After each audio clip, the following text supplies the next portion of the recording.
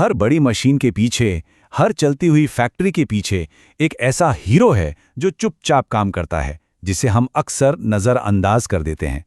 आज हम इंजीनियरिंग के एक ऐसे ही गुमनाम हीरो की कहानी जानेंगे जो हमारी आधुनिक दुनिया को ताकत देता है। जी हाँ, हम बात कर रहे हैं वी बेल्ट्स की। और यकीन मानिए, ये सिर्फ रबड़ का एक छल्ला नहीं है, बल्कि इससे कहीं ज्यादा है। जब हम किसी बड़ी माइनिंग साइट को देखते हैं तो हमें इसका विशाल आकार, लोहा और ताकत नजर आती है। पर कभी सोचा है कि वो कौन सी चीज है जो मोटर की पावर को इन भारी भरकम मशीनों तक पहुंचाती है? जवाब हमारी आंखों के ठीक सामने छिपा है। एक छोटा लेकिन अविश्वसनीय रूप से शक्तिशाली हिस्सा, वी बेल्ट। तो आज के सफर में हम क्या क्या जानेंगे? सबसे पहले हम समझेंगे कि ये हमारी आधुनिक दुनिया को कैसे चलाते हैं। फिर हम इसकी बनावट को करीब से देखेंगे। इसके बाद रैप्ड और कॉक्ड बेल्ट्स के बीच के फर्क को समझेंगे। देखेंगे कि हर काम के लिए कैसे एक खास बेल्ट होती है। और आखिर में ये सीखेंगे कि अपने काम के लिए सही बेल्ट कैसे चुनें। तो चलिए शुरू करते हैं। वी बेल्ट्स सिर्फ रबर के टुकड़े नहीं हैं, ये हमारी आज की इंडस्ट्रियल मशीनरी की धड़कनें हैं। ये वो माध्यम हैं जो पावर को ठीक वहां पहुंचाते हैं जहां उसकी सबसे ज्यादा जरूरत होती है। इनका काम सुनने में बड़ा सीधा साधा लगता है। पावर को एक जगह से दूसरी जगह ले जाना, मतलब मोटर की घूमने वाली ताकत को पकड़कर एक पंखे, एक कन्वेयर बेल्ट या एक पंप तक पहुंचाना। पर यही सरल सा सिद्धांत है जो असल में न जाने कितने ही उद्योगों को चला रहा है। अच्छा, ये समझने के लिए कि क्यों कुछ बेल्ट्स खास कामों के लिए दूसरों से बेहतर होती हैं, हमें पहले इसके अंदर झांकना होगा।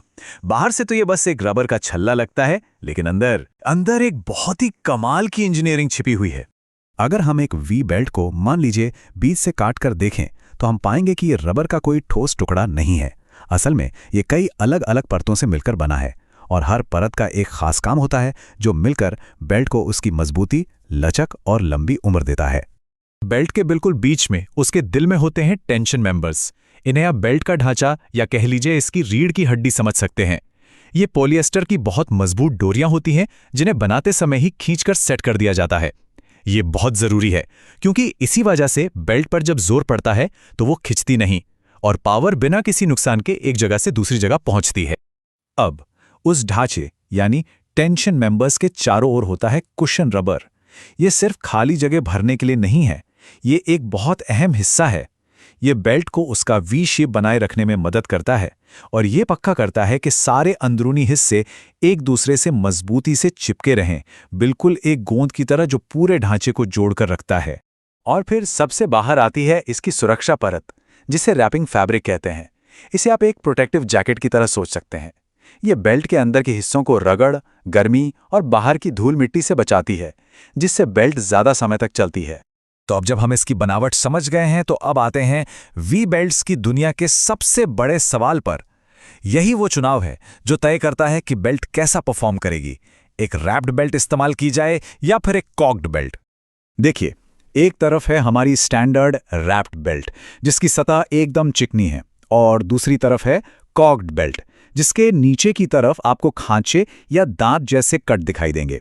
डिजाइन का ये फर्क सिर्फ देखने के लिए नहीं है, इसका सीधा असर इस बात पर पड़ता है कि बेल्ट काम कैसे करेगी। तो चुनाव किस पर आके टिकता है? देखिए, रैप्ड बेल्ट्स अपनी प्रोटेक्टिव जैकेट की वजह से बहुत ज्यादा टिकाऊ होती हैं और धूल मिट्टी से बची रहती हैं, लेकिन वो थोड़ी सख्त होती हैं, मतलब कम लचीली। वहीं दूसरी ओर कॉक बेल्ट्स उन खांचों की वजह से कहीं ज्यादा लचीली होती हैं और गर्मी को भी बेहतर तरीके से बाहर निकालती हैं। पर हाँ, उनके अंदर के हिस्से थोड़े खुले होते हैं। तो इस बेसिक फर्क को दिमाग में रखते हुए अब जरा कुछ खास तरह की बेल्ट्स को देखते हैं। इन्हें आप स्पेशल टूल्स समझिए जो खास कामों के लिए ही डिजाइन किए गए हैं। सबसे पहले तो आते हैं हमारे ऑलराउंडर्स। ये स्टैंडर्ड रैप बेल्ट्स हैं जो ज्यादातर आम इंडस्ट्रियल और खेती के कामों के लिए सबसे पहली पसंद होते हैं। ये भरोसेमंद हैं, मजबूत हैं और बिना किसी परेशानी के अपना काम करते रहते हैं। जरा तेल और गैस इंडस्ट्री के बारे में सोचिए। वहां तो मशीनें दिन रात बिना रुके भरोसे के साथ चलनी चाहिए, है ना? बस इसीलिए ऐसी जगहों पर इन रैप्ड बेल्ट्स की जांची परखी मजबूती पर भरोसा किया जाता है। लेकिन क्या हो जब आपको नॉर्मल से ज्यादा ताकत चाहिए, जब काम बहुत ही भारी हो और स्टैंडर्ड बेल्ट जवाब दे जाए? बस यहीं पर एंट्री होती है SKF एक्स्ट्रा पावर जैसी खास बेल्ट्स की। अब इसमें खास क्या है इसकी बनावट में ही फर्क है। एक स्पेशल फाइबर वाला कंपाउंड इसके टेंशन मेंबर्स को जकड़ कर रखता है। इंजीनियरिंग का ये छोटा सा बदलाव इसे कई गुना ज्यादा ताकत संभालने की काबिलियत देता है। कितनी ज्यादा? 40% तक ज्यादा। जी हां, ये एक बहुत बड़ा अपग्रेड है। इसका मतलब है कि या तो आप ज्यादा शक्तिशाली मशीन चला सकते हैं या फिर कम बेल्ट्स का इस्तेमाल करके अपनी ड्राइव को और छोटा और किफायती बना सकते हैं। तो ये एक्स्ट्रा पावर कहाँ काम आती है? एक बढ़िया उदाहरण है ये बड़े बड़े इंडस्ट्रियल पंखे। इनके विशाल ब्लेड्स को घुमाने के लिए बहुत ज्यादा जोर लगता है और एक्स्ट्रा पावर बेल्ट इस चुनौती के लिए एकदम परफेक्ट है। चलिए अब पाला बदलते हैं और बात करते हैं दूसरी टीम की, यानी कॉग्ड बेल्ट्स। अगर रैप्ड बेल्ट्स पावर लिफ्टर थे तो समझिए ये एक्रोबैट्स हैं, एकदम लचीले और फुर्तीले। इनका जो ये दांतेदार डिजाइन है ना, इसकी वजह से ये छोटी छोटी पुली के चारों ओर भी आराम से मुड़ जाती है और गर्मी भी जल्दी बाहर निकाल देती हैं। यही खूबी इन्हें मेटल इंडस्ट्री जैसी गर्म और मुश्किल जगहों के लिए एकदम सही बनाती है, जहां मशीनें अक्सर कॉम्प्लेक्स होती हैं, जगह कम होती है और तापमान बहुत ज्यादा रहता है। ठीक है, तो हमने काफी कुछ देख लिया। अब चलिए सब कुछ एक साथ समेटते हैं ताकि ये समझना आसान हो जाए कि किस काम के लिए कौन सी बेल्ट सबसे अच्छी रहेगी। तो सीधी सी बात यह है, अगर आपको रोजमर्रा के इस्तेमाल में टिकाऊपन चाहिए तो एक स्टैंडर्ड ब्लैप्ड बेल्ट चुनें। जब आपको बहुत ज्यादा लोड के लिए जबरदस्त पावर चाहिए तो एक्स्ट्रा पावर में अपग्रेड करें, और छोटी पुली वाली ड्राइव्स के लिए या जब लचक और गर्मी का बाहर निकलना सबसे जरूरी हो तो कॉग्ड रॉयज बेल्ट आपका सबसे अच्छा दोस्त है। तो अगली बार जब आप किसी फैक्ट्री के पास से गुजरें या खेत में कोई मशीन देखें तो वी बेल्ट के उन छोटे छिपे हुए नायकों को जरूर याद कीजिएगा जो सबको चला रहे हैं। और ये हमें सोचने पर मजबूर करता है ना कि हमारे चारों तरफ ऐसी कितनी ही साधारण सी दिखने वाली चीजें हैं जिनके अंदर इंजीनियरिंग की एक पूरी की पूरी दिलचस्प दुनिया छिपी हुई है। इस जानकारी को देखने के लिए धन्यवाद। आज हम एक ऐसी चीज के बारे में बात करने वाले हैं जिसे हम सब शायद रोज देखते तो हैं, पर उसकी इंजीनियरिंग की गहराई पर कभी ध्यान नहीं दिया होगा। We belts. जी हां, वही काले रबर के पट्टे जो आपकी गाड़ी के इंजन से लेकर वॉशिंग मशीन और बड़ी बड़ी फैक्ट्री की मशीनों तक हर जगह एकदम चुपचाप अपना काम करते रहते हैं। लेकिन क्या आपने कभी सोचा है कि इन साधारण से दिखने वाले बेल्ट्स के पीछे कितनी जबरदस्त प्रिसीशन, मतलब कि कितनी सटीकता की साइंस छिपी होती है? आज हमारे साथ बने रहिए क्योंकि हम इस अनदेखी दुनिया के राज खोलने वाले हैं। चलिए एक बहुत ही सीधे से सवाल से शुरुआत करते हैं।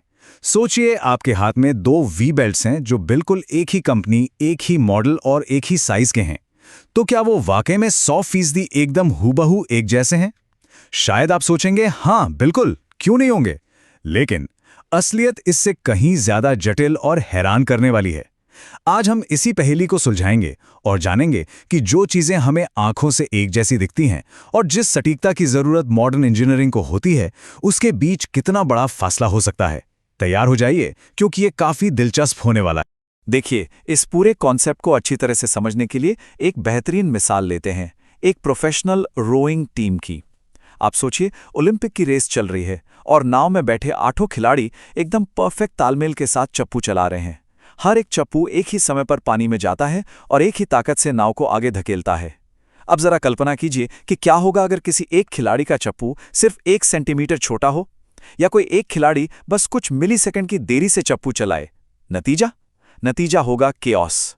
पूरी लय बिगड़ जाएगी, नाव अपनी पूरी रफ्तार खो देगी और सारी की सारी मेहनत बेकार चली जाएगी। बस यही सिद्धांत, यही प्रिंसिपल मशीनों की दुनिया में भी काम करता है। ठीक उस रोइंग टीम के खिलाड़ियों की तरह ही औद्योगिक वी बेल्ट्स भी एक टीम की तरह काम करते हैं। कई बड़ी मशीनों में आप देखेंगे कि एक बेल्ट नहीं बल्कि 2, 3, 5 या कभी-कभी तो 10-10 बेल्ट्स एक साथ पैरेलल में काम कर रही होती हैं। इनका मिशन एक ही होता है, मोटर से पैदा हुई ताकत को मशीन के दूसरे हिस्सों तक पहुंचाना। ये एक बेहद जरूरी काम है जिसके लिए बिल्कुल सही सिंक्रोनाइजेशन यानी एकदम पक्के तालमेल की जरूरत होती है। अगर ये बेल्ट्स एक मजबूत टीम की तरह मिलकर काम नहीं करेंगी तो वो मशीन कभी भी अपनी पूरी क्षमता से काम कर ही नहीं पाएगी। और यहीं से चीजें दिलचस्प होनी शुरू होती हैं, क्योंकि असल दुनिया में परफेक्शन जैसी कोई चीज नहीं होती। कोई भी मैन्युफैक्चरिंग प्रोसेस यानी बनाने की प्रक्रिया एकदम निखुंत नहीं होती। और यहीं पर इंजीनियरिंग का एक बहुत ही जरूरी कॉन्सेप्ट सामने आता है जिसे कहते हैं टॉलरेंस। यही वो चाबी है जिससे हम समझ पाते हैं कि प्रोडक्शन में होने वाली छोटी मोटी कमियों को कैसे कंट्रोल किया जाता है। तो आखिर ये मैन्युफैक्चरिंग टॉलरेंस है क्या? इसे ऐसे समझिए, ये किसी भी पार्ट को बनाते समय उसके साइज में आने वाले छोटे-मोटे बदलाव की एक स्वीकार्य सीमा है, एक एक्सेप्टेबल लिमिट है। जब कोई कंपनी हजारों या लाखों की संख्या में कोई चीज बनाती है, तो ये नामुमकिन है कि हर एक पीस बिल्कुल 100% एक जैसा हो। थोड़ा बहुत फर्क आ ही जाता है। तो टॉलरेंस ये तय करता है कि कोई पार्ट अपने तय साइज से कितना छोटा या बड़ा हो सकता है, और फिर भी उसे सही माना जाएगा।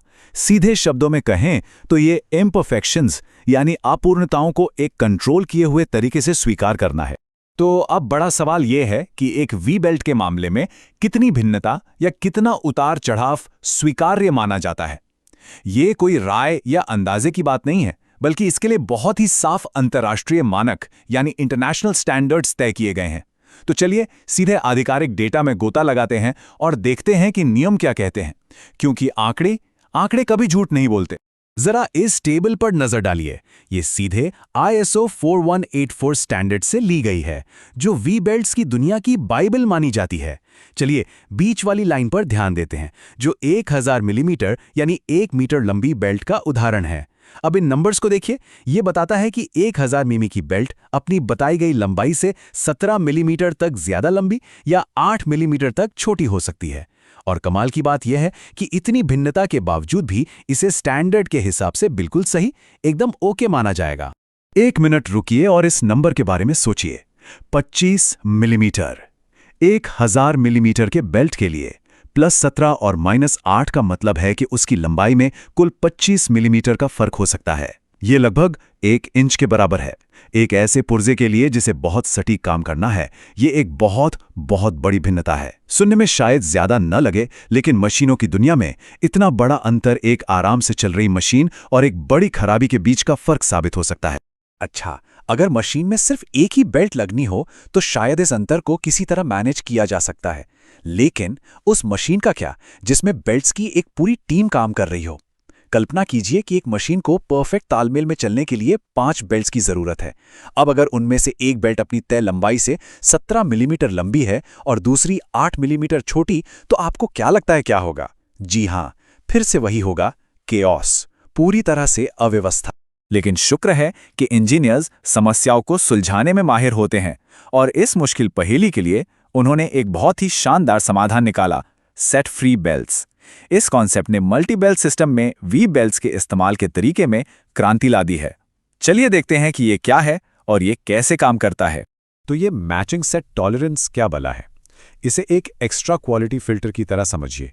कल्पना कीजिए कि कंपनी ने पहले हजारों बेल्ट्स बनाई जिनमें वही 25 मिलीमीटर वाला जनरल टॉलरेंस है। फिर वे उन सभी बेल्ट्स को एक बहुत ही सटीक मशीन से नापते हैं और उन्हें ऐसे ग्रुप्स या सेट्स में बांट देते हैं जिनकी लंबाई एक दूसरे से लगभग हूबहू मिलती है। ये एक तरह से ये सुनिश्चित करने का तरीका है कि हमारी रोइंग टीम के सभी खिलाड़ी बिल्कुल सही तालमेल में हो।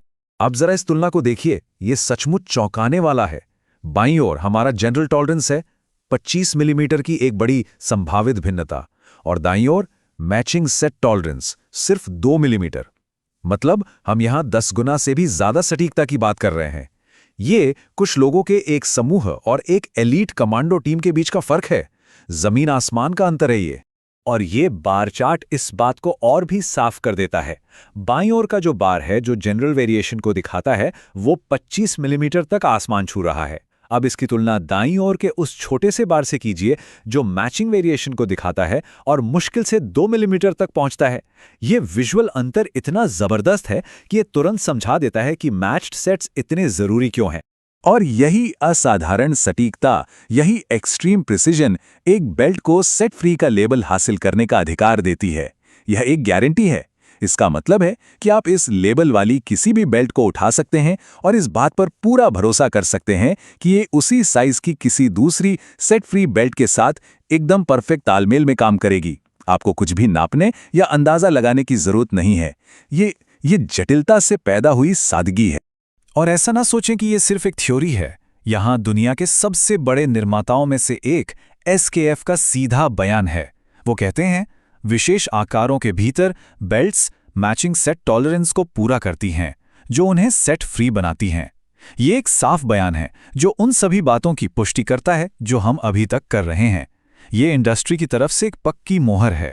ठीक है, तो हमने थ्योरी, आंकड़ों और मानकों के बारे में बात कर ली, लेकिन असल दुनिया में इन सब का क्या मतलब है? इस सटीकता की परवाह क्यों करनी चाहिए?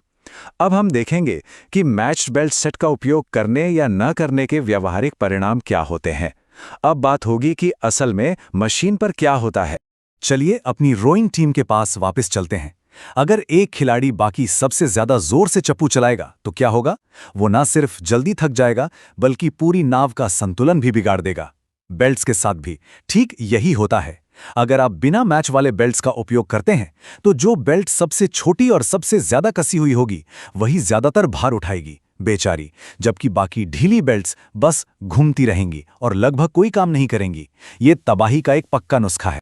तो देखिए, सेट फ्री बेल्ट सेट्स का उपयोग करना कोई लग्जरी नहीं बल्कि एक समझदारी भरा निवेश है। इसके फायदे बहुत बड़े हैं। सबसे पहले इवन लोड डिस्ट्रीब्यूशन, यानी भार का समान वितरण। इसका मतलब है कि हर बेल्ट अपना हिस्सा काम करती है, जिससे किसी एक पर ज्यादा दबाव नहीं पड़ता और वो समय से पहले खराब नहीं होती। दूसरा, प्रिवेंट्स बेल्ट स्लिपेज, यानी बेल्ट फिसलती नहीं है। ढीली बेल्ट फिसलेगी जिससे पावर बर्बाद होगी और गर्मी पैदा होगी। मैच्ड सेट ये पक्का करता है कि पावर पूरी तरह से ट्रांसमिट हो। इससे पावर ट्रांसमिशन एफिशिएंसी बढ़ती है, मतलब कम बिजली या ईंधन की खपत। फिर आता है रिड्यूस्ड वाइब्रेशन एंड नॉइस। जब सभी बेल्ट्स एक साथ समान तनाव में काम करती हैं तो मशीन में कंपन और शोर बहुत कम हो जाता है। और इन सब का नतीजा longer belt and component life. न सिर्फ बेल्ट्स ज्यादा समय तक चलती हैं बल्कि पुली और बैरिंग जैसे दूसरे महंगे पुर्जों की लाइफ भी बढ़ जाती है। और अंत में किसी भी बिजनेस के लिए सबसे जरूरी चीज, लेस मशीन डाउन टाइम। मशीनें कम खराब होंगी, मतलब काम ज्यादा होगा और मुनाफा भी। संक्षेप में ये हर तरफ से एक फायदे का सौदा है। और अब एक सुनहरा नियम जो आपको एक बहुत आम गलती करने से बचाएगा। कभी भी, और मैं ये दोहराता हूं, कभी भी पुरानी बेल्ट्स के साथ नई बेल्ट्स या एक ही मशीन में अलग अलग कंपनियों की बेल्ट्स को मिलाकर इस्तेमाल ना करें। हो सकता है उनके ऊपर एक ही साइज का नंबर लिखा हो, लेकिन जैसा कि हमने देखा, उनका असली टॉलरेंस बहुत अलग हो सकता है। ऐसा करना मैच सेट के सारे फायदों को पूरी तरह से खत्म कर देता है और आपको वापस उन्हीं समस्याओं में डाल देता है जिनसे आप बचने की कोशिश कर रहे थे।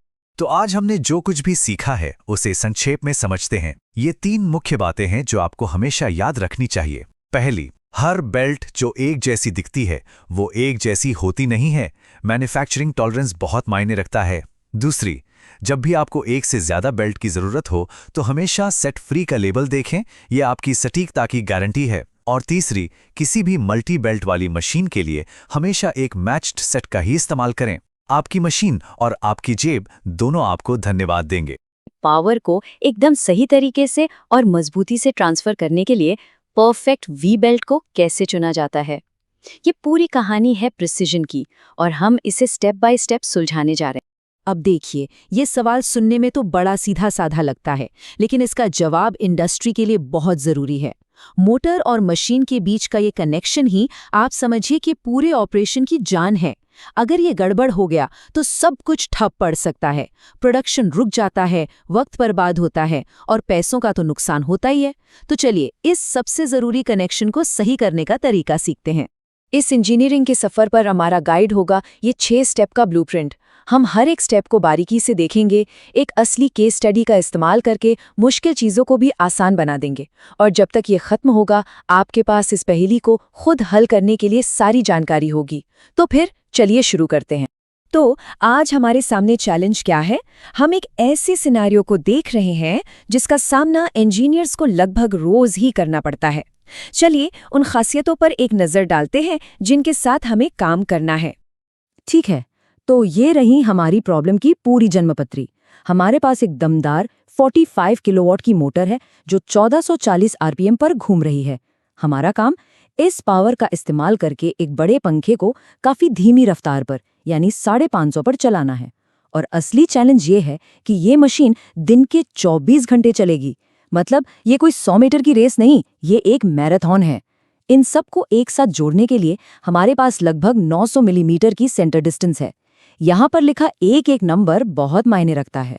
अब आता है हमारा सबसे पहला और सबसे जरूरी कैलकुलेशन। ये सोचना बहुत आसान है कि हमें बस 45 किलोवाट को ही तो संभालना है, क्योंकि मोटर के लेबल पर तो यही लिखा है। लेकिन यहीं पर सबसे बड़ी गलती होती है। हमें असल दुनिया के तनाव को भी ध्यान में रखना होगा, जैसे कि मशीन का झटके से स्टार्ट होना और लगातार बिना रुके चलना। इसे हम कहते हैं डिजाइन पावर। तो हम ये सेफ्टी मार्जिन कैसे कैलकुलेट करते हैं? इसके लिए हम एक चीज का इस्तेमाल करते हैं जिसे कहते हैं सर्विस फैक्टर। इसको ऐसे समझिए कि ये ड्राइव के लिए एक कठिनाई का मल्टीप्लायर है। ये हमें बताता है कि हमें मोटर की बेस पावर को कितना बढ़ाना है ताकि वो स्टार्टअप के झटके, भारी लोड और बिना रुके चलने के स्ट्रेस को आराम से झेल सके। ये सर्विस फैक्टर टेबल हमारा सीक्रेट वेपन है। चलिए इसे समझते हैं। पहले कॉलम में हम अपना प्राइम मूवर ढूंढते हैं, जो कि एक इलेक्ट्रिक मोटर है जिसका डायरेक्ट ऑनलाइन स्टार्ट है, मतलब स्टार्ट होते ही उसे पूरी पावर मिलती है। फिर हम चालित मशीन पर आते हैं जो 7.5 किलोवाट से बड़ा पंखा है। और आखिर में ड्यूटी, ये 16 घंटे से ज्यादा यानी 24/7 चलती है। इन तीनों को जब हम मिलाते हैं तो हमें एक जादुई नंबर मिलता है 1.4। इसका मतलब है कि हमें अपने पावर के अंदाजे को 40% तक बढ़ाना होगा। यह है हमारे पहले और सबसे जरूरी कैलकुलेशन का फॉर्मूला। डिजाइन पावर यानी वो पावर जिसके लिए हमें सिस्टम को असल में डिजाइन करना है, वो मोटर की रेटेड पावर को हमारे सर्विस फैक्टर से गुणा करने पर मिलती है। और ये है वो पल जहां सारी कहानी बदल जाती है। 45 किलोवाट को जब हम 1.4 से गुणा करते हैं तो हमें मिलता है 63 किलोवाट। ये है हमारी असली डिजाइन पावर। अब हम 45 किलोवाट के लिए डिजाइन नहीं कर रहे हैं, हम 63 किलोवाट के लिए डिजाइन कर रहे हैं। ये कोई छोटा मोटा एडजस्टमेंट नहीं है, ये अब बिल्कुल अलग ही लेवल की बात हो गई है। तो अब जब हमें अपनी असली पावर की जरूरत पता चल गई है, तो अब वक्त है इस काम के लिए सही वी बेल्ट फैमिली या कह लीजिए कि क्रॉस सेक्शन चुनने का। सारी वी बेल्ट्स एक जैसी नहीं होती हैं। वी बेल्ट्स की 3 मुख्य फैमिलीज होती हैं। क्लासिकल बेल्ट पुराने भरोसेमंद साथी की तरह हैं। नैरो वेज हाई परफॉर्मेंस वाले स्पेशलिस्ट हैं। और इन दोनों के बीच में आती है वेज बेल्ट। ये क्लासिकल बेल्ट से ज्यादा पावर संभाल सकती हैं और इनका डिजाइन भी कॉम्पैक्ट होता है। हमारी जैसी मॉडर्न इंडस्ट्रियल एप्लीकेशंस के लिए वेज बेल्ट एक बहुत शानदार ऑप्शन है, इसलिए आज हम इन्हीं पर फोकस करेंगे। तो हम इस वेज फैमिली में से सही साइज कैसे चुनते हैं? इसके लिए इंजीनियर्स एक सिलेक्शन चार्ट का इस्तेमाल करते हैं। सोचिए, एक एक्सिस पर हमारी डिजाइन पावर 63 किलोवाट है और दूसरे पर हमारी मोटर की स्पीड 1440 आरपीएम। हम इन दोनों पॉइंट्स को तब तक फॉलो करते हैं जब तक वो मिलते नहीं, और वो चौराहा हमें सीधे हमारे जवाब तक ले जाता है, एसपीबी सेक्शन। बस इतना आसान है। अब हमें पता है कि हमें एसपीबी बेल्ट्स ही चाहिए। ठीक है, तो अब हमें ये तो पता चल गया कि हमारी बेल्ट फैमिली एसपीबी है। अब हमें बेल्ट के बिल्कुल सही लंबाई और पुली के साइज का पता लगाना है। यहीं से चीजें और भी सटीक होती जाती हैं। अब हमें अपनी पुली चुननी है, लेकिन उससे पहले हमें एक और जरूरी नंबर कैलकुलेट करना होगा, स्पीड रेशियो। ये हमें बताता है कि हमें अपनी स्पीड को कितना कम करना है। हम बस तेज स्पीड 1440 को धीमी स्पीड 550 से डिवाइड करते हैं और हमें मिलता है 2.62। यही रेशियो हमारी पुली के साइज को तय करेगा। और अब वो हिस्सा आता है जहां सारी मेहनत का फल मिलता है। हमें खुद से मुश्किल कैलकुलेशंस करने की जरूरत ही नहीं है। इंजीनियरिंग कैटलॉग्स हमारे लिए ये सब करते हैं, बिल्कुल एक रेसिपी बुक की तरह। हम एसपीबी बेल्ट के लिए ड्राइव सिलेक्शन टेबल पर जाते हैं, 2.62 के हमारे स्पीड रेशियो वाली लाइन को ढूंढते हैं और बूम, ये हमें सब कुछ बता देता है। 190 mm की ड्राइवर पुली, 500 mm की चालित पुली और एक स्टैंडर्ड 3990 mm की बेल्ट। इसने हमें 941 mm की एक सटीक सेंटर दूरी भी दे दी है, जो हमारे 900 mm के अंदाजे के बहुत करीब है, एकदम परफेक्ट। ये हमारी डिजाइन प्रोसेस का क्लाइमैक्स है। हम जानते हैं कि हमें 2990 mm की एसपीबी बेल्ट चाहिए, लेकिन हमें 63 किलोवाट का लोड संभालने के लिए ऐसी कितनी बेल्ट्स चाहिए होंगी? 1, 10? चलिए पता लगाते हैं।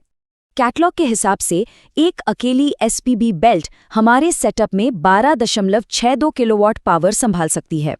लेकिन ये तो एक आइडियल दुनिया की बात हुई। हमारी असल दुनिया की ड्राइव में कुछ कमियां होती हैं जिन्हें हमें ध्यान में रखना होगा, जैसे कि बेल्ट की लंबाई और वो पुली के चारों ओर कितनी मजबूती से लिपटी हुई है। हमें 2 और फैक्टर्स को देखना होगा। पहला है C1, लेंथ करेक्शन। लंबी बेल्ट्स थोड़ी कम एफिशिएंट होती हैं, तो हमें 0.97 का एक छोटा सा पेनाल्टी मिलता है। दूसरा और ज्यादा जरूरी, C3 arc of contact correction. इसे आप हग फैक्टर की तरह सोचिए। बेल्ट छोटी पुली को कितनी मजबूती से गले लगाती है। हमारे केस में ये परफेक्ट नहीं है, इसलिए हमें 0.96 का एक और पेनाल्टी मिलता है। ये दोनों फैक्टर बेल्ट की असल दुनिया की पावर रेटिंग को कम कर देंगे। तो चलिए इन करेक्शन फैक्टर्स को अप्लाई करते हैं। हम बेसिक पावर रेटिंग 12.62 किलोवाट लेते हैं, उसे लेंथ फैक्टर 0.97 से गुणा करते हैं और फिर हमारे हेग फैक्टर 0.96 से गुणा करते हैं। इससे हमें अपने खास सेटअप में एक अकेली बेल्ट के लिए 11.75 किलोवाट की असली एडजस्टेड पावर रेटिंग मिलती है। अब है फाइनल कैलकुलेशंस का समय। हम अपनी टोटल ज़रूरी डिज़ाइन पार, जो कि 63 किलोवाट है, उसे लेते हैं और उसे एक बेल्ट की असली पार क्षमता यानी 11.75 किलोवाट से डिवाइड कर देते हैं। हिसाब हमें बताता है कि हमें 5.4 बेल्ट चाहिए, लेकिन हम 0.4 बेल्ट तो खरीद नहीं सकते हैं ना। और इंजीनियरिंग में हम कभी भी कमी नहीं छोड़ते। हम हमेशा सेफ्टी और भरोसे के लिए अगले पूरे नंबर पर जाते हैं। तो हमारा फाइनल जवाब है 6। हमें 6 SPB 2990 V बेल्ट्स की जरूरत होगी। हमारा डिजाइन पूरा हो गया है। हमने बेल्ट का टाइप, पुली का साइज, बेल्ट की लंबाई और बेल्ट्स की संख्या सब कुछ पहचान लिया है। लेकिन काम अभी खत्म नहीं हुआ है।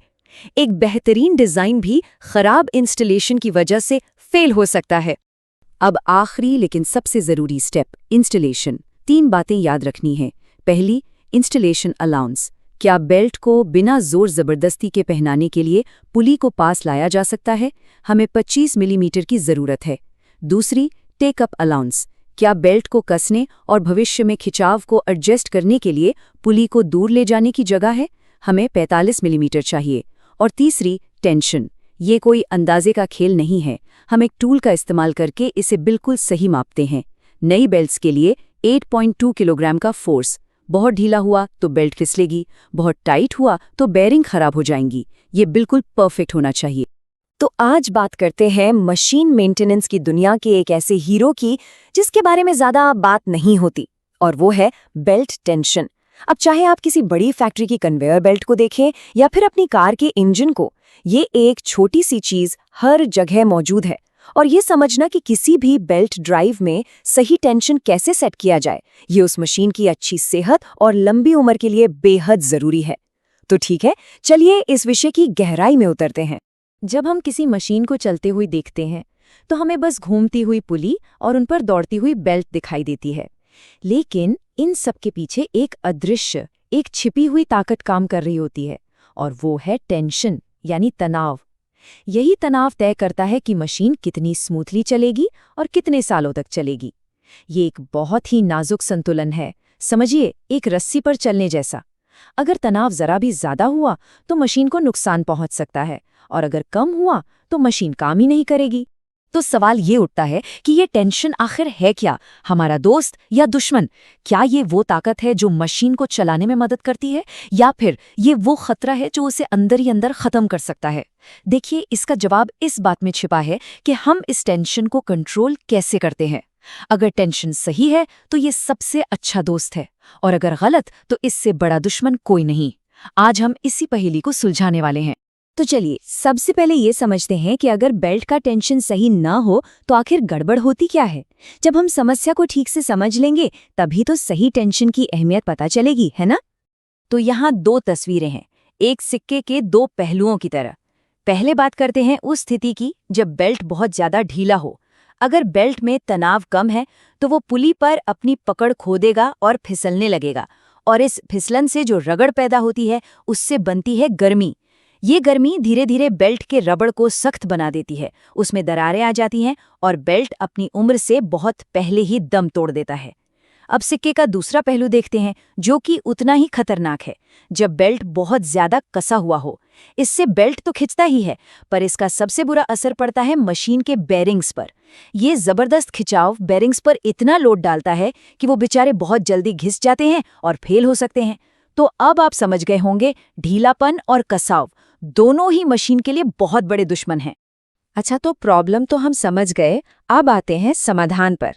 बेल्ट की टेंशन को नापने का सबसे पहला और शायद सबसे आसान तरीका है एक मैकेनिकल टूल का इस्तेमाल करना। इसे हम कहते हैं क्लिक टेस्टर।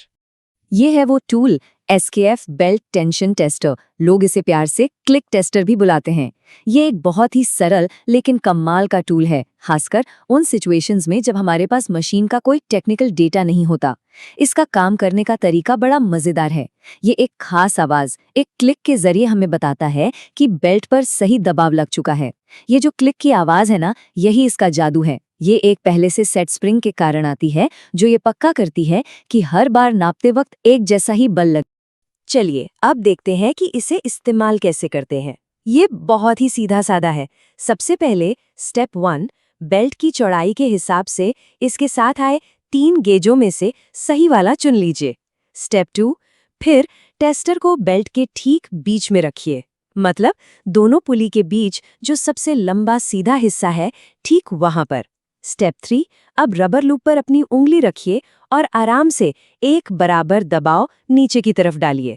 स्टेप 4, जैसे ही आप सही दबाव तक पहुंचेंगे, टेस्टर से एक तेज क्लिक की आवाज आएगी। बस यही वो इशारा है कि आपको रुक जाना है। और आखिर में स्टेप 5, टेस्टर को धीरे से हटाइए और उसके स्केल पर देखिए कि टेंशन की रीडिंग किलोग्राम में कितनी आई है। बस इतना ही करना है। अच्छा, तो रीडिंग तो ले ली, लेकिन उस नंबर का मतलब क्या है? असली कहानी तो अब शुरू होती है। इसके लिए हमें बेल्ट बनाने वाली कंपनी के दिए गए रेफरेंस चार्ट को देखना पड़ता है। हर बेल्ट के टाइप के लिए ये चार्ट अलग होता है। चलिए एक उदाहरण लेते हैं। मान लीजिए हमारे पास सेक्शन बी का एक बेल्ट है और ड्राइव की सबसे छोटी पुली का डायामीटर 161 से 200 मिलीमीटर के बीच है। जैसा कि आप इस हाईलाइट की हुई लाइन में देख सकते हैं, चार्ट हमें बता रहा है कि एक एकदम नए बेल्ट के लिए टेंशन 51 किलो होना चाहिए और वहीं एक पुराने यानी रन इन बेल्ट के लिए ये 41 किलो होना चाहिए।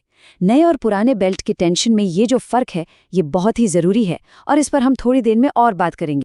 चलिए अब टेंशन नापने के एक और मैकेनिकल तरीके की तरफ बढ़ते हैं। ये भी एक आसान टूल है जिसे पेन टेस्टर कहते हैं और ये झुकाव या डिफ्लेक्शन के बल को नापता है। ये रहा पेन टेस्टर। इसका काम करने का तरीका क्लिक टेस्टर से थोड़ा अलग है। ये सीधे सीधे बेल्ट का टेंशन नहीं नापता, बल्कि ये नापता है कि बेल्ट को एक तय दूरी तक नीचे झुकाने में कितना जोर लगाना पड़ रहा है। इसे ऐसे समझिए, जैसे गिटार का तार होता है ना, जितना ज्यादा कसा हुआ होगा उसे दबाना उतना ही मुश्किल होगा और जितना ढीला होगा उतना ही आसान। बस ये टूल भी उसी सिद्धांत पर काम करता है। ये बल सीधे तौर पर बेल्ट के टेंशन से जुड़ा होता है। इसको इस्तेमाल करने का प्रोसेस भी बड़ा सिस्टमैटिक है। स्टेप 1, सबसे पहले दोनों पुली के सेंटर के बीच की सीधी दूरी नापनी होगी। इसे स्पैन कहते हैं। स्टेप 2, अब टेस्टर पर जो स्केल बना है उस पर बड़े वाले ओरिंग को उसी स्पैन लंबाई पर सेट कर दीजिए जो आपने अभी नापी। स्टेप 3, छोटे वाले ओरिंग को खिसकाकर स्केल पर 0 पर ले आइए। स्टेप 4, अब टेस्टर को बेल्ट के बीच में रखकर तब तक दबाइए जब तक कि बड़ा वाला ओरिंग किसी सीधी चीज जैसे मशीन का फ्रेम या कोई दूसरी बेल्ट के बराबर ना आ जाए। स्टेप 5, बस अब टेस्टर को हटाइए और देखिए कि छोटा ओरिंग कहाँ पर है। वही आपका डिफ्लेक्शन फोर्स है जिसे फिर से रेफरेंस चार्ट से मिलाना होगा। और अब आते हैं सबसे एडवांस, सबसे नए और सबसे सटीक तरीके पर। ये एक इलेक्ट्रॉनिक तरीका है और इसमें बेल्ट को छूने की भी जरूरत नहीं पड़ती। ये है फ्रीक्वेंसी मीटर। ये डिवाइस टेंशन नापने के लिए एक बहुत ही शानदार टेक्नोलॉजी का इस्तेमाल करता है। ये बेल्ट में हो रहे प्राकृतिक कंपन यानी वाइब्रेशन की फ्रीक्वेंसी को नापता है। ये ठीक वैसे ही काम करता है जैसे किसी गिटार के तार की आवाज। तार को टाइट करो तो आवाज पतली यानी हाई फ्रीक्वेंसी और ढीला करो तो आवाज मोटी यानी लो फ्रीक्वेंसी। ये मीटर भी बेल्ट को हल्का सा कंपन देकर उसकी फ्रीक्वेंसी को पकड़ता है और उसी के आधार पर एकदम सटीक टेंशन बता देता है। अब इस मॉडर्न तरीके के फायदे भी जबरदस्त हैं। सबसे पहला और सबसे बड़ा फायदा तो है इसकी सटीकता यानी प्रिसिजन। क्योंकि ये वाइब्रेशन नाप रहा है, इसकी रीडिंग हर बार एकदम सटीक और एक जैसी आती है। ये एक ऑप्टिकल सेंसर का इस्तेमाल करता है, मतलब बेल्ट को छूने की कोई जरूरत नहीं। इससे किसी भी तरह की इंसानी गलती की गुंजाइश ही खत्म हो जाती है। इसे इस्तेमाल करना भी बहुत आसान है और ये बहुत तेजी से एक के बाद एक कई बेल्ट्स की जांच कर सकता है, जिससे मेंटेनेंस में लगने वाला वक्त भी बचता है। इस मीटर की एक और बहुत अच्छी बात यह है कि ये 2 मोड में काम कर सकता है। अगर आपके पास मशीन की पूरी जानकारी है, मतलब पुली का साइज क्या है, बेल्ट कौन सी है, तो आप एकदम सटीक टेंशन कैलकुलेट करके मीटर की रीडिंग से उसे मैच कर सकते हैं। और अगर मान लीजिए आपके पास ये जानकारी नहीं है तो भी कोई टेंशन की बात नहीं, आप 10 रेफरेंस टेबल में दिए गए जनरल टेंशन वैल्यूज का इस्तेमाल कर सकते हैं। ये वर्सेटाइलिटी इसे बहुत काम का टूल बनाती है। तो अब हमने 3 अलग-अलग तरीकों के बारे में जान लिया है, क्लिक टेस्टर, पेन टेस्टर और फ्रीक्वेंसी मीटर। अब सवाल ये उठता है कि कौन सा टूल कब इस्तेमाल करना सबसे अच्छा है। चलिए एक नज़र में इनकी तुलना करके देखते हैं। ये स्लाइड सब कुछ एकदम साफ कर देती है। अगर क्लिक टेस्टर की बात करें तो ये स्टैटिक टेंशन नापता है। इसकी सटीकता अच्छी है और ये जनरल कामों के लिए बेस्ट है, खासकर जब मशीन की जानकारी न हो। पेन टेस्टर डिफ्लेक्शन फोर्स नापता है। इसकी सटीकता भी अच्छी है और ये वी बेल्ट्स के लिए खास तौर पर फायदेमंद है जो वी शेप की पुली में बैठती हैं। और आखिर में है फ्रीक्वेंसी मीटर, जो कंपन को हर्ट्ज में नापता है। इसकी सटीकता जबरदस्त है और ये उन कामों के लिए परफेक्ट है जहां बिल्कुल भी गलती की गुंजाइश न हो या एक ही काम बार बार करना हो। अब हम उस सबसे ज़रूरी बात पर आते हैं जो इन सभी तरीकों की नींव है। इससे कोई फर्क नहीं पड़ता कि आप कौन सा टूल इस्तेमाल कर रहे हैं, टेंशन का एक बुनियादी सिद्धांत है जो हमेशा हर हाल में लागू होता है और ये इस पूरी कहानी का सबसे ज़रूरी हिस्सा है। तो ये बात गांठ बांध लीजिए, किसी भी बेल्ट के लिए हमेशा 2 टेंशन वैल्यूज होती हैं। पहली है टी न्यू, यानी नए बेल्ट का टेंशन। जब कोई बेल्ट एकदम नया होता है उसे हमेशा थोड़ा ज्यादा टेंशन दिया जाता है। क्यों? क्योंकि जब वो पहली बार चलना शुरू करता है तो वो अपनी जगह बनाने में, पुली के खांचों में बैठने में थोड़ा सा खिंचता है। इसे सेटल इन होना कहते हैं। दूसरी वैल्यू है टी यूज्ड, यानी इस्तेमाल हो चुके या रन इन बेल्ट का टेंशन। ये वो कम से कम टेंशन है जो बेल्ट को बिना फिसले पावर ट्रांसफर करने के लिए चाहिए। इसीलिए एक नया बेल्ट लगाने के कुछ घंटे या कुछ दिन बाद उसे दोबारा चेक करके एडजस्ट करना बेहद ज़रूरी होता है, ताकि ये पक्का हो सके कि टेंशन इस मिनिमम वैल्यू से नीचे ना चला जाए। तो आखिर में बस यही कहना है कि सही बेल्ट टेंशन ये सिर्फ एक मेंटेनेंस का काम नहीं है, ये असल में मशीन की परफॉर्मेंस, उसकी एफिशिएंसी और उसकी पूरी जिंदगी की चाबी है। सही टेंशन देकर हम न सिर्फ मशीन को टूटने से बचा रहे हैं, बल्कि ये भी पक्का कर रहे हैं कि वो अपनी पूरी ताकत से काम करे। तो अगली बार जब भी किसी बेल्ट ड्राइव को देखें तो उस अदृश्य शक्ति यानी टेंशन के महत्व को जरूर याद रखिएगा। मैकेनिकल इंजीनियरिंग की दुनिया भी ना एक शानदार ऑर्केस्ट्रा की तरह है।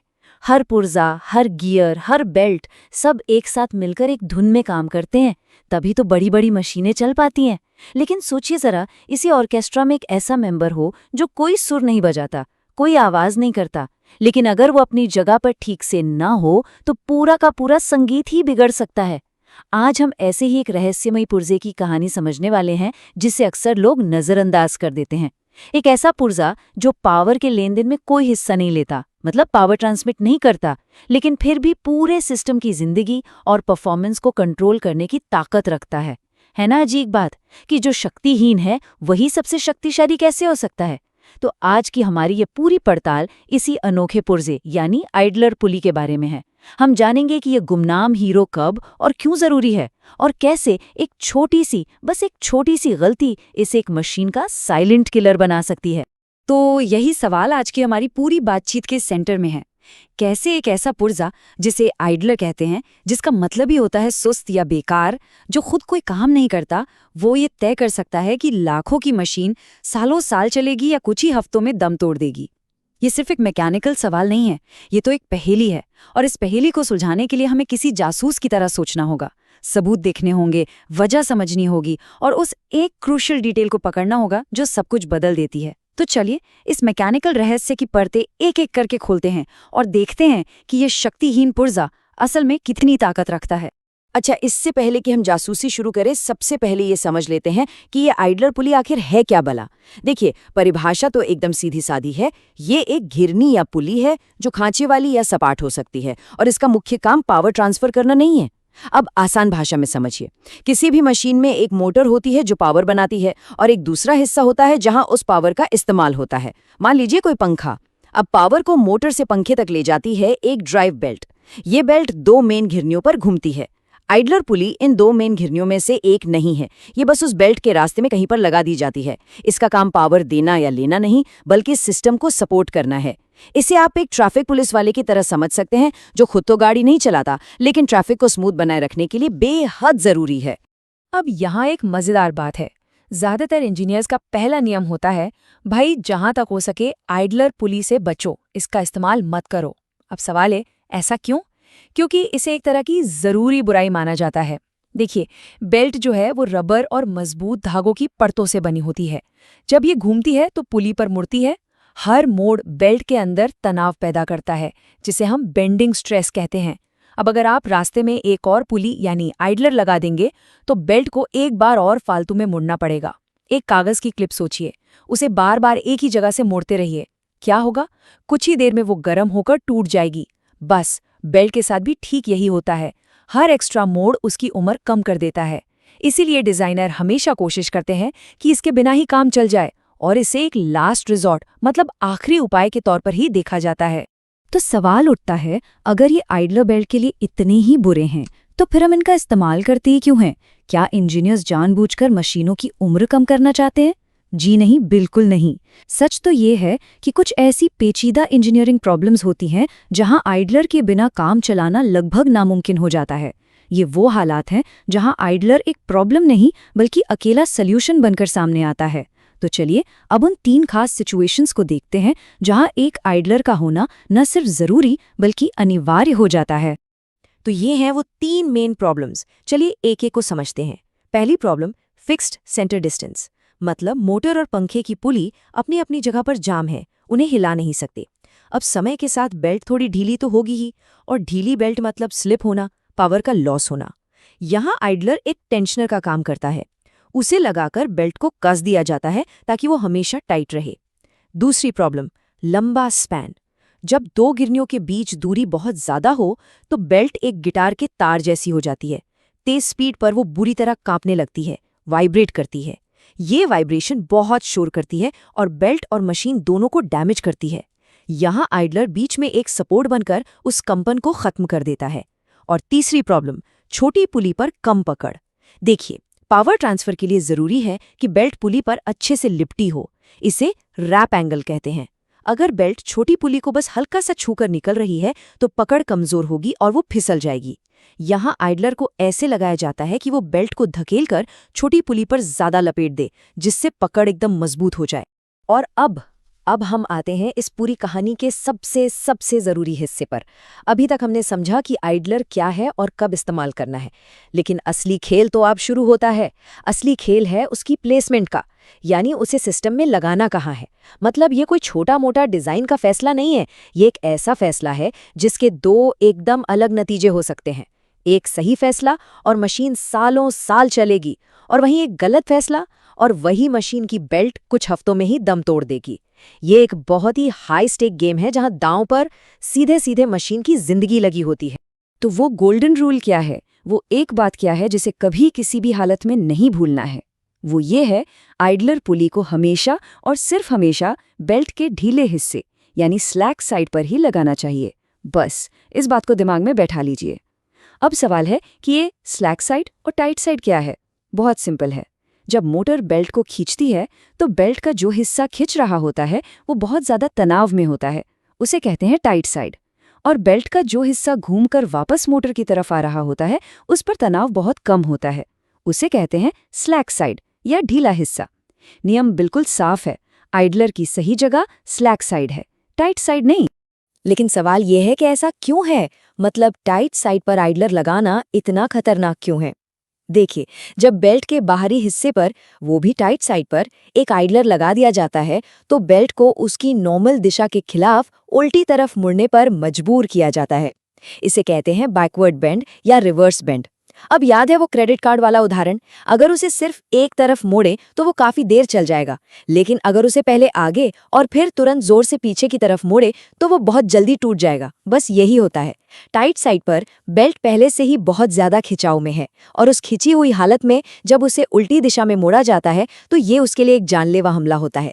ये तनाव और ये उल्टा मोड़, ये एक डेडली कॉम्बिनेशन है जो बेल्ट को बहुत तेजी से खत्म कर देता है। तो चलिए दोनों सिचुएशन को आमने सामने रखकर देखते हैं। जब आइडलर सही जगह यानी ढीले हिस्से पर होता है तो वो बेल्ट के नेचुरल फ्लो के साथ काम करता है। उस हिस्से में तनाव वैसे भी कम होता है, तो एक्स्ट्रा मोड का असर भी कम होता है। ये स्ट्रेस को कम से कम रखता है और बेल्ट की उम्र को बढ़ाता है। लेकिन जब उसे गलत जगह यानी टाइट हिस्से पर लगा दिया जाता है तो ये बेल्ट के सबसे ज्यादा तनाव के खिलाफ लड़ने जैसा है। ये एक खतरनाक रिवर्स बेंडिंग स्ट्रेस पैदा करता है और नतीजा एक भयंकर फेलियर। बेल्ट की उम्र नाटकीय रूप से कम हो जाती है। अब जरा नंबरों पर नजर डालते हैं, क्योंकि असली कहानी तो आंकड़े ही बताते हैं। ये चार्ट देखिए, जब एक आइडलर को सही तरीके से यानी बेल्ट के ढीले हिस्से पे लगाया जाता है तो एक अच्छी क्वालिटी की बेल्ट लगभग 15,000 घंटे तक चल सकती है। 15,000 घंटे ये बस एक नंबर नहीं है। अगर इसे असल जिंदगी में देखें तो मान लीजिए मशीन दिन में 8 घंटे और हफ्ते में 5 दिन चलती है, तो 15,000 घंटे का मतलब हुआ लगभग 7 साल। 7 साल तक बिना किसी परेशानी के, सिर्फ एक सही फैसले की वजह से। ये है आइडियल सिचुएशन। और अब देखते हैं कि एक गलती का अंजाम क्या होता है। ये सच का सामना करने का पल है। अगर उसी आइडलर को उसी सिस्टम में सिर्फ गलत जगह पर यानी टाइट साइड पर लगा दिया जाए तो बेल्ट की उम्र 15,000 घंटों से गिरकर सिर्फ 500 घंटे रह जाती है। ये एक शॉकिंग, यकीन न करने वाला ड्रॉप है। अब 500 घंटे का हिसाब लगाते हैं। अगर मशीन दिन में 8 घंटे चलती है तो ये हुए सिर्फ 62 दिन, मतलब 3 महीने से भी कम। जो बेल्ट सही प्लेसमेंट के साथ 7 साल चल सकती थी, वो एक गलती की वजह से 3 महीने के अंदर ही टूट जाएगी। सालों की जिंदगी हफ्तों में सिमट गई। इस तबाही को एक और तरीके से देखते हैं, जो शायद सबसे ज्यादा असरदार है। एक मामूली सी गलती, आइडलर को टाइट साइड पर लगाना, बेल्ट की पूरी जिंदगी को 95% से भी ज्यादा कम कर देती है। सोचिए, उसकी 95% लाइफ तो शुरू होने से पहले ही खत्म हो गई। ये कोई छोटी मोटी चूक नहीं है, ये एक विनाशकारी फेलियर है।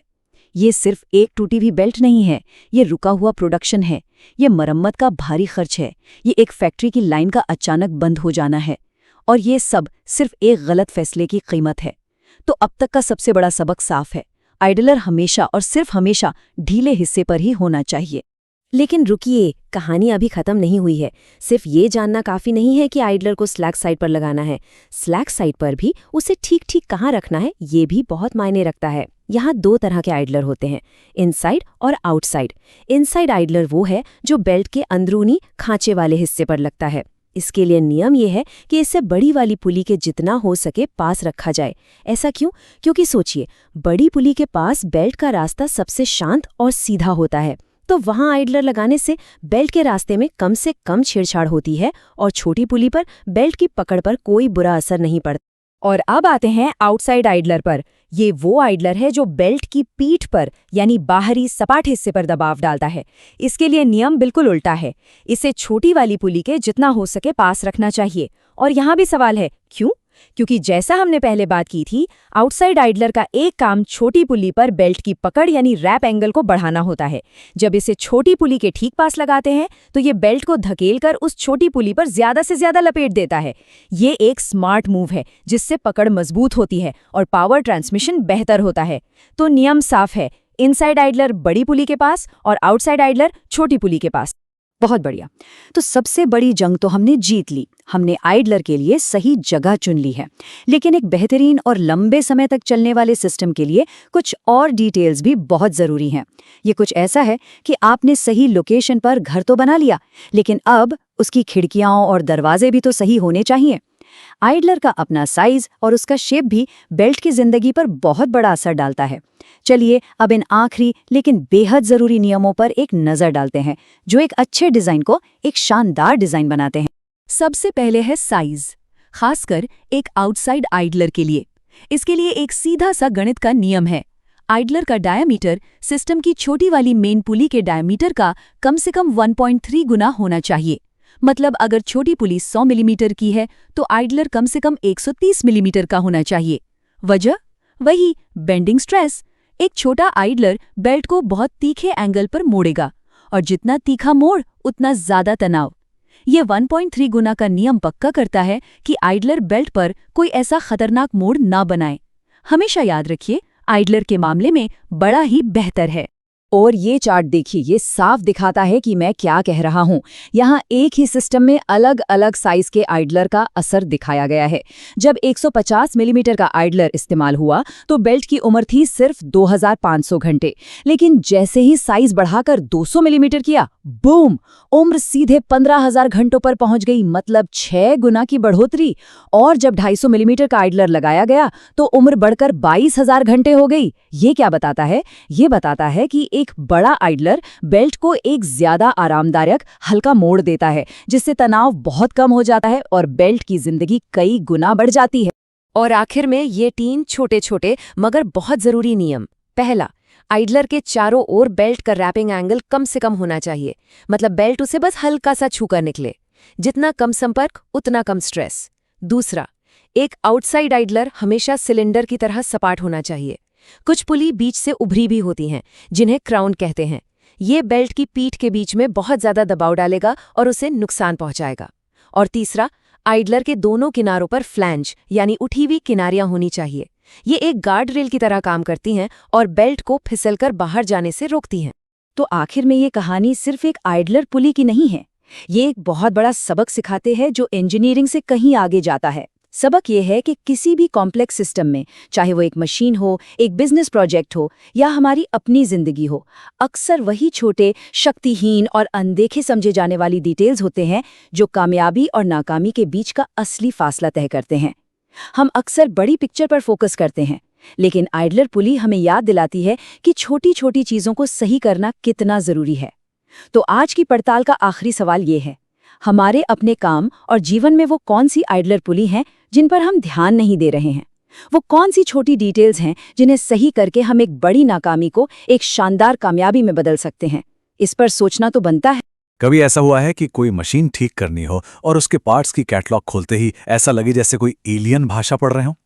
चारों तरफ सिर्फ नंबर्स, कोड्स और अजीब अजीब अक्षर, कुछ भी समझ नहीं आता। ये बहुत फ्रस्ट्रेटिंग हो सकता है ना? खैर, आज हम इसी उलझन को सुलझाने वाले हैं। हम एक बहुत ही आम लेकिन कंफ्यूज करने वाली चीज को समझेंगे, वी बेल्ट पुली चार्ट। और इस सेशन के आखिर तक ये चार्ट्स एक विशेषज्ञ की तरह पढ़ना आ जाएगा। पहली नजर में हाँ, ये चार्ट बिल्कुल एक सीक्रेट कोड जैसा ही लगता है। हर तरफ नंबर्स, लेटर्स, सिंबल्स, सब कुछ बिखरा हुआ सा है। इसे देखकर सिर चकरा सकता है और अगर ऐसा महसूस हो रहा है तो ये बिल्कुल नॉर्मल है। लेकिन यकीन मानिए, इस उलझन के पीछे एक बहुत सीधा साधा लॉजिक है, एक बहुत सिंपल सिस्टम है। और आज के बाद ये कोड नहीं रहेगा, बल्कि एक काम का नक्शा बन जाएगा। तो इसे समझने के लिए हमारा रोड मैप बिल्कुल क्लियर है। सबसे पहले हम ये समझेंगे कि ये डेटा आखिर है किस लिए। फिर हम चार्ट को पढ़ने का असली तरीका सीखेंगे, वो 3 सीक्रेट्स जो इस कोड को अनलॉक करते हैं। उसके बाद हम मीट्रिक यानी एसपी और इंपीरियल यानी वी पुली के बीच का फर्क जानेंगे। और आखिर में देखेंगे कि यही चार्ट डिजाइन के लिए कितना पावरफुल टूल बन सकता है। तो चलिए शुरू करते हैं। देखिए, ये टेबल सिर्फ नंबरों की लिस्ट नहीं है, ये इंजीनियर्स, मैकेनिक्स और डिजाइनर्स के लिए बहुत जरूरी औजार हैं। सोचिए जरा, किसी फैक्ट्री में कन्वेयर बेल्ट सिस्टम लगाना है। अगर गलती से भी गलत पुली चुन ली तो क्या होगा? सिस्टम ठीक से काम नहीं करेगा, बेल्ट बार बार फिसलेगी, मोटर पर जबरदस्त लोड पड़ेगा और मशीन वक्त से पहले ही दम तोड़ देगी। तो इन चार्ट्स को सही से समझना ये पक्का करता है कि हर बार सही पुली चुनी जाए, ताकि मशीनें सालों साल बिना किसी दिक्कत के चलती रहें। चलिए, अब आते हैं मुद्दे की बात पर। इन चार्ट्स को आखिर पढ़ा कैसे जाए? और ये उतना मुश्किल नहीं है जितना दिखता है। इन टेबल्स को समझने के लिए बस 3 खास चीजों पर ध्यान देना होता है।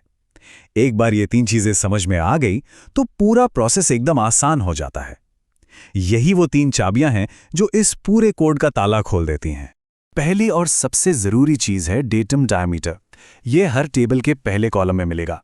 इसको पुली का कमर का नाप समझ लीजिए। ये पुली का सबसे बाहरी किनारा नहीं होता, बल्कि ये वो डायमीटर है जहां बेल्ट की पकड़ सबसे मजबूत होती है। जब भी कोई पुली ढूंढनी हो तो शुरुआत इसी नंबर से करनी है। यही हमारा स्टार्टिंग पॉइंट है। दूसरी जरूरी जानकारी मिलती है टेबल की सबसे ऊपरी लाइन में खांचों की संख्या या नंबर ऑफ ग्रूव्स। ये बस इतना बताता है कि एक पुली पर कितनी वी बेल्ट्स लग सकती हैं। इसको ऐसे समझिए जैसे कोई मल्टी लेन हाईवे हो। जितनी ज्यादा लेन्स यानी जितने ज्यादा ग्रूव्स, उतनी ही ज्यादा पावर यानी ट्रैफिक को संभाला जा सकता है। किसी छोटी मशीन को शायद एक ही बेल्ट चाहिए, पर किसी बड़ी इंडस्ट्रियल मशीन को ताकत ट्रांसफर करने के लिए कई बेल्ट्स की जरूरत पड़ सकती है। और हमारी तीसरी और आखिरी चाबी है सिंबल। जब डेटम डायमीटर वाली लाइन और ग्रूव्स वाले कॉलम को मिलाते हैं तो वहां एक सिंबल मिलता है। ज्यादातर दो ही होते हैं, एक अंडरस्कोर अंडरस्कोर या फिर लेटर सी। और इसका मतलब बहुत सीधा है। अंडरस्कोर का मतलब है हाँ, ये पार्ट आसानी से मिल जाएगा, ये एक स्टैंडर्ड आइटम है। और सी का मतलब है नहीं, ये स्टैंडर्ड नहीं है, इसे शायद स्पेशल ऑर्डर पर बनवाना पड़ेगा, जिसमें टाइम और पैसा दोनों ज्यादा लगेंगे। चलिए इसे एक साथ करके देखते हैं। मान लीजिए हमें 200 मिलीमीटर डेटम डायामीटर वाली और 8 ग्रूव्स वाली एक एसपीबी पुली चाहिए। तो हम एसपीबी वाली टेबल पर जाएंगे। सबसे पहले कॉलम में नीचे की तरफ तब तक देखेंगे जब तक 200 ना मिल जाए। मिल गया। अब उसी लाइन में दाईं तरफ तब तक बढ़ेंगे जब तक हम 8 ग्रूव्स वाले कॉलम के नीचे नहीं आ जाते। और वहां क्या मिला? एक अंडरस्कोर। बस इसका मतलब है ये पुली एक स्टैंडर्ड पार्ट है और आसानी से मिल जाएगी। देखा कितना आसान। तो चार्ट पढ़ना तो आ गया, लेकिन ये जानना भी बहुत जरूरी है कि हम सही चार्ट देख रहे हैं या नहीं। इसलिए अब पुली के टाइप को समझना होगा। पहला बड़ा ग्रुप है एसपी फैमिली, जो कि मीट्रिक सिस्टम पर चलता है। इसका सीधा मतलब है कि इन चार्ट्स में सारे नाप मिलीमीटर में होते हैं। एसपी फैमिली में भी एसपीजी, एसपीए, एसपीबी और एसपीसी जैसे अलग अलग कोड्स मिलेंगे। ये कोड्स अलग अलग बेल्ट प्रोफाइल के लिए होते हैं। जैसे एसपीजी हल्के काम के लिए तो एसपीसी भारी भरकम काम के लिए ज्यादा पावर ट्रांसफर करती है। पर अभी के लिए सबसे जरूरी बात जो याद रखनी है वो ये है, अगर कहीं एसपी लिखा दिखे तो समझ जाइए कि बात मिलीमीटर में हो रही है। अब बात करते हैं दूसरे बड़े ग्रुप की, इंपीरियल सिस्टम वाली पुलिस की। ये जानना बहुत जरूरी है क्योंकि दुनिया के कई हिस्सों में और खासकर पुरानी मशीनों में आज भी इंच ही स्टैंडर्ड है। और इन दोनों सिस्टम्स को आपस में मिला देना एक बहुत बड़ी और महंगी गलती हो सकती है। इसलिए दोनों को पहचानना बहुत जरूरी है। इंपीरियल पुलिस में भी दो मेन टाइप होते हैं। एक तो क्लासिक लेटर सीरीज जैसे ए, बी, सी, और दूसरी हाई टॉर्क वी सीरीज जैसे 3V, 5V। वी सीरीज के ग्रूव्स ज्यादा गहरे और पतले होते हैं, जिससे बेल्ट पर पकड़ मजबूत बनती है और कम जगह में ज्यादा पावर ट्रांसफर होती है। पर इन दोनों के बारे में सबसे जरूरी बात यह है कि ये हमेशा इंच में नापे जाते हैं। और यहीं पर आता है सबसे बड़ा और सबसे जरूरी सबक। किसी भी टेबल को इस्तेमाल करने से पहले हमेशा ये चेक करना है कि हम सही यूनिट के साथ काम कर रहे हैं या नहीं, मिलीमीटर या इंच। 200 मिलीमीटर मतलब करीब 8 इंच होता है, लेकिन 200 इंच का मतलब 16 फीट से भी ज्यादा होता है। जरा सोचिए कितनी बड़ी गड़बड़ हो सकती है। ये एक छोटी सी गलती है जो समय, पैसा और बहुत सारी मेहनत बर्बाद कर सकती है। तो लीजिए, हो गया। जो चार्ट एक मुश्किल पहेली लग रहा था, अब वो एक सीधा साधा काम का टूल बन गया है। अब ये कोई सीक्रेट कोड नहीं है, बल्कि एक नक्शा है जो सीधे उस पार्ट तक ले जाता है जिसकी जरूरत है। हमने सिर्फ जानकारी को नहीं, बल्कि जानकारी को ज्ञान में बदल दिया है। तो चलिए एक नजर डालते हैं कि हमने क्या क्या सीख लिया है। अब हम किसी भी वी बेल्ट पुली चार्ट को देखकर उसके सबसे जरूरी पॉइंट्स यानी डेटम डायमीटर और ग्रूव्स की संख्या को तुरंत पहचान सकते हैं। हमें मीट्रिक, एसपी और इंपीरियल पुली के बीच का फर्क पता है। और सबसे बड़ी बात, अब हम पूरे कॉन्फिडेंस के साथ किसी भी पार्ट को ढूंढकर ये पता लगा सकते हैं कि वो स्टैंडर्ड में उपलब्ध है या नहीं। ये सिर्फ एक चार्ट पढ़ना सीखने से कहीं ज्यादा है। ये समझने की काबिलियत है। जब कोई इस तरह के डेटा को पढ़ सकता है तो वो असल में डिजाइन और इंजीनियरिंग की भाषा बोल रहा होता है। ये हमें अपने चारों तरफ की मशीनों की अंदरूनी दुनिया की एक गहरी समझ देता है, चाहे वो हमारी गाड़ी का इंजन हो या किसी बड़ी फैक्ट्री की मशीनरी। और ये हमें एक बहुत ही दिलचस्प सवाल पर लाकर छोड़ देता है। हमारे आसपास ऐसी और कितनी चीजें हैं जो पहली नज़र में बहुत मुश्किल और डरावनी लगती हैं, लेकिन अगर उनके कुछ बुनियादी सिद्धांतों को समझ लिया जाए तो वो पूरी तरह हमारी समझ में आ सकती हैं। ये सोचने वाली बात है ना? वी बेल्ट ड्राइव देखने में ये भले ही बहुत सीधी साधी लगे, पर इनका काम बहुत बड़ा होता है। असल में ये we belt drives industrial machinery की रीढ़ की हड्डी जैसी हैं। ये चुपचाप एक पुली से दूसरी पुली तक पावर पहुंचाती रहती हैं। लेकिन एक बात समझनी होगी कि ये बेल्ट कितना लंबा चलेगी और कैसा काम करेगी, ये पूरी तरह से इस बात पर निर्भर करता है कि उसे लगाया कैसे गया है और उसकी देखभाल कैसे की जा रही है। तो यहाँ एक बड़ा सवाल खड़ा होता है, आखिर वो क्या वजह है कि एक वी बेल्ट ड्राइव कुछ ही महीनों में जवाब दे देती है, जबकि दूसरी सालों साल बिना किसी परेशानी के चलती रहती है? इसी सवाल का जवाब आज हम इस पूरी चर्चा में ढूंढने वाले हैं। तो आज हम क्या क्या देखने वाले हैं? सबसे पहले हम ड्राइव की नींव यानी बेसिक्स को समझेंगे, फिर इंस्टॉलेशन से पहले की ज़रूरी चेकलिस्ट पर नज़र डालेंगे। इसके बाद देखेंगे कि बेल्ट लगाते समय क्या करना सही है और क्या बिल्कुल गलत। फिर हम जानेंगे टेंशनिंग का सबसे बड़ा राज और आखिर में ड्राइव को लंबे समय तक फिट रखने के तरीकों पर बात करेंगे। तो आइए शुरू करते हैं हमारे पहले सेक्शन से। देखिए, जैसे किसी भी अच्छी इमारत के लिए एक मजबूत नींव जरूरी है, वैसे ही एक अच्छी ड्राइव के लिए उसके बेसिक्स को समझना बहुत जरूरी है। तो सबसे पहले बात करते हैं सेट फ्री बेल्ट्स की। अब इसका मतलब क्या है? सीधा सा मतलब ये है कि एसकेएफ एक ही साइज के बेल्ट्स को इतने परफेक्शन के साथ बनाता है कि हमें उन्हें आपस में मैच करने की जरूरत नहीं पड़ती।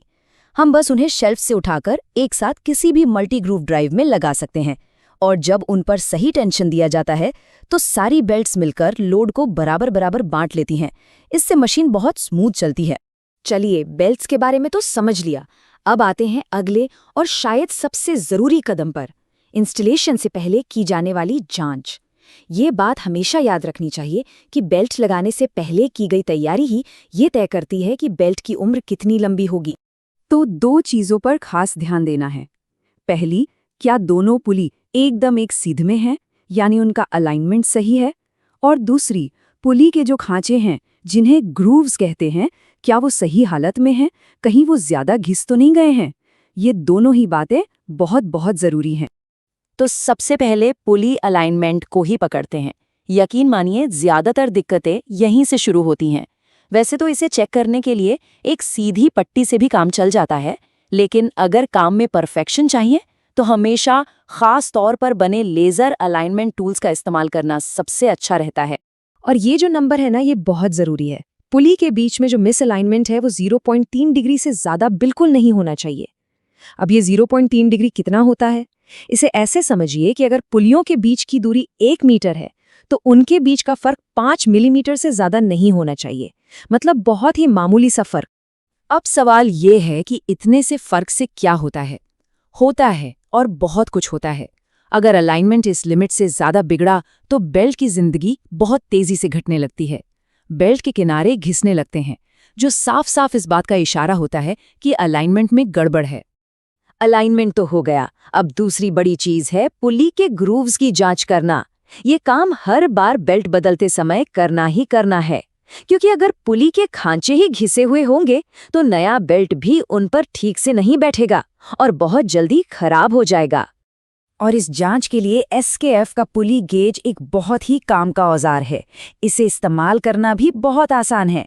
बस सही साइज के गेज को पुली के खांचे में डालकर देखना होता है कि वो कितना घिस गया है। इससे एकदम सटीक पता चल जाता है। अब यहाँ एक और नंबर याद रखना है। अगर गेज और खांचे की दीवार के बीच में 0.8 मिलीमीटर से ज्यादा का गैप दिख रहा है तो इसका एक ही मतलब है, पुली को बदलने का टाइम आ गया है। इसमें कोई दूसरा रास्ता नहीं है।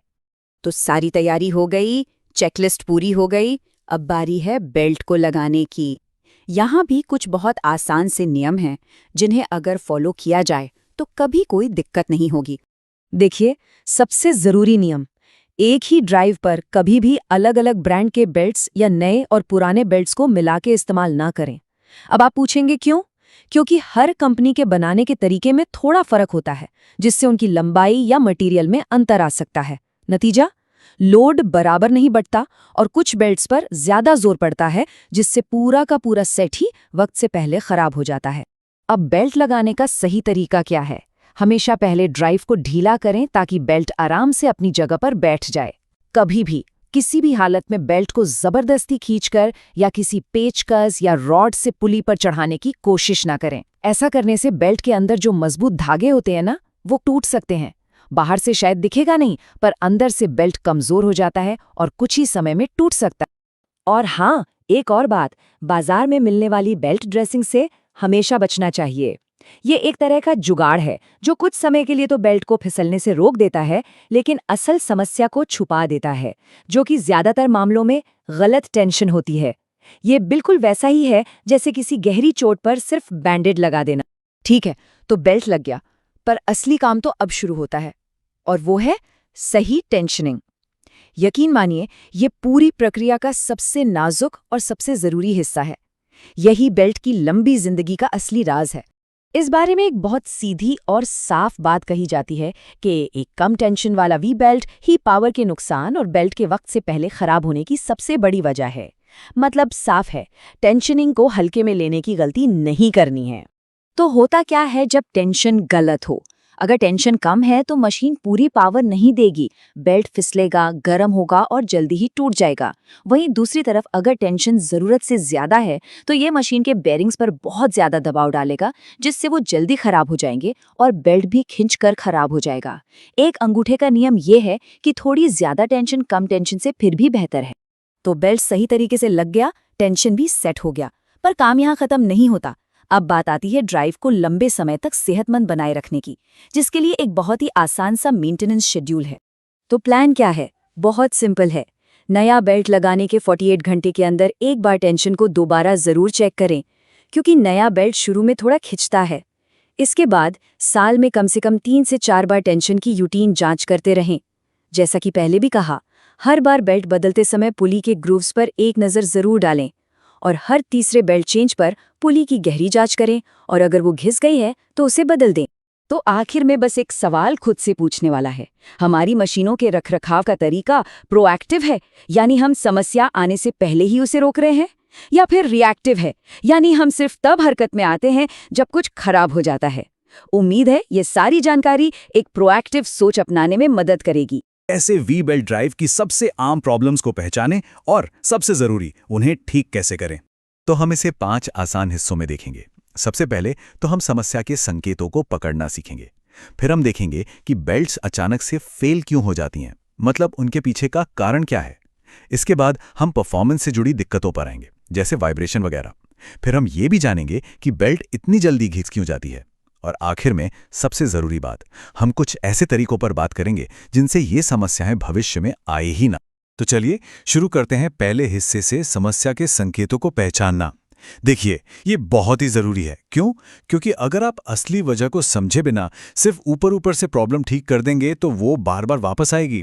ये तो ऐसा ही है जैसे सिर्फ बुखार की गोली लेना पर इन्फेक्शन का इलाज न करना। तो सही इलाज के लिए सही पहचान पहला और सबसे जरूरी कदम है। तो सबसे बड़ा सवाल यही है, आखिर आपकी बेल्ट ड्राइव फेल हो क्यों रही है? चाहे बेल्ट टूट रही हो, स्लिप कर रही हो, या फिर बस बहुत जल्दी घिस रही हो, हर एक लक्षण के पीछे कोई ना कोई वजह तो होती ही है। और उस क्यों को ढूंढना ही, आप यकीन मानिए, महंगे डाउन टाइम से बचने का इकलौता रास्ता है। अच्छा, अब आते हैं उस सबसे फ्रस्ट्रेटिंग सिचुएशन पर, जब बेल्ट अचानक बिना किसी वार्निंग के जवाब दे जाती है।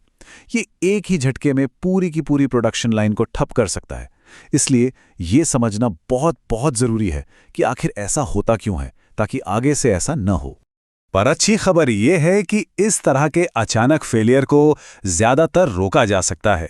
इसके कुछ आम कारण होते हैं, जैसे गलत इंस्टॉलेशन। हो सकता है बेल्ट को किसी टूल से जबरदस्ती पुली पर चढ़ाया गया हो, या फिर ड्राइव का डिजाइन ही उस लोड के लिए ठीक ना हो। कभी कभी बहुत छोटी पुली का इस्तेमाल भी बेल्ट पर एक्स्ट्रा स्ट्रेस डालता है। और हाँ, बाहर की चीजें भी असर करती हैं, जैसे बहुत ज्यादा गर्मी या कोई केमिकल। ये बेल्ट के मटेरियल को धीरे धीरे कमजोर कर देते हैं और वो टाइम से पहले ही टूट जाती है। और यहीं हम आते हैं सबसे आम गलतियों में से एक पर, बेल्ट को जबरदस्ती पुली पर चढ़ा देना। ऐसा करने से क्या होता है, बेल्ट के अंदर जो मजबूत धागे होते हैं ना, जो असल में उसकी पूरी ताकत है, वो चलने से पहले ही डैमेज हो सकते हैं। तो अगर बेल्ट की लंबी उम्र चाहिए तो सही इंस्टॉलेशन के जो निर्देश हैं उन्हें मानना बहुत बहुत जरूरी है। चलिए अब उन प्रॉब्लम्स की बात करते हैं जो ड्राइव को एकदम से बंद तो नहीं करती, लेकिन धीरे धीरे उसकी परफॉर्मेंस को खराब कर देती हैं। जैसे कि वो परेशान करने वाली वाइब्रेशंस, या बेल्ट का बार बार स्लिप करना, या फिर बेल्ट का पुली में पलट जाना। अब यहाँ देखिए, ये 2 अलग अलग समस्याएं हैं और इनके कारण भी बिल्कुल अलग हैं। बेल्ट में वाइब्रेशन ये अक्सर तब होता है जब ड्राइव एक खास स्पीड पर कांपने लगती है या उस पर कोई अचानक झटका या लोड आता है। लेकिन अगर बेल्ट पलट रही है तो ये लगभग हमेशा कोई मैकेनिकल प्रॉब्लम होती है। मतलब हो सकता है पुली का अलाइनमेंट आउट हो, या उसके ग्रूव्स घिस गए हों, या फिर सबसे कॉमन टेंशन बहुत कम हो। बेल्ट स्लिप होना।